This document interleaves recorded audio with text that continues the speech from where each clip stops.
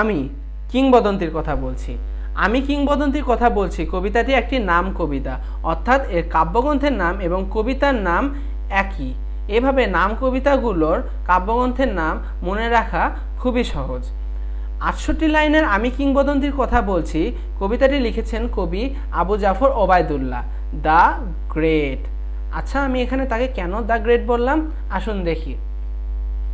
এই জেনারেশনের অথবা এই যুগে আমাদের স্বপ্ন কি থাকে, যে আমি একজন বিশ্ববিদ্যালয়ের অধ্যাপক হব, অথবা একজন বিসিএস ক্যাডার হব, অথবা আমি একজন এমপি অথবা মন্ত্রী হব, বা আমি একজন রাষ্ট্রদূত হব।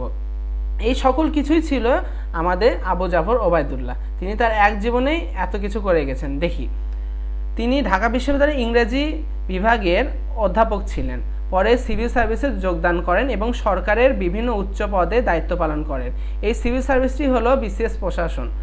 তিনি 1982 খ্রিস্টাব্দে বাংলাদেশ সরকারের কৃষি ও পানি সম্পদ মন্ত্রী এবং 1984-তে যুক্তরাষ্ট্রের অর্থাৎ আমেরিকার বাংলাদেশের রাষ্ট্রদূত হিসেবে দায়িত্ব পালন করেন। এই জন্য আমি তাকে বলছি আবু জাফর ওবায়দুল্লাহ দ্য গ্রেট। সাথে সাথে তিনি তো একজন কবি ছিলেনই।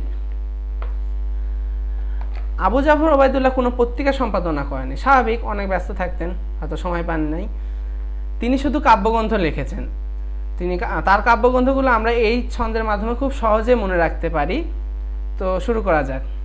আমার সময় আমি কিংবদন্তির কথা বলছিলাম, কিন্তু কমলের চোখ ছিল আবু জাফরের 7 নদীর হাড়ের ওপর, তাই তা বাদ দিয়ে আমি কখনো রং কখনো সুর দিয়ে বৃষ্টি ও সাহসী পুরুষের জন্য প্রার্থনা করছিলাম।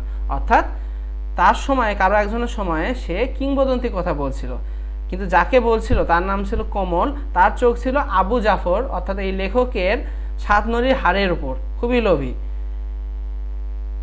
তাই সে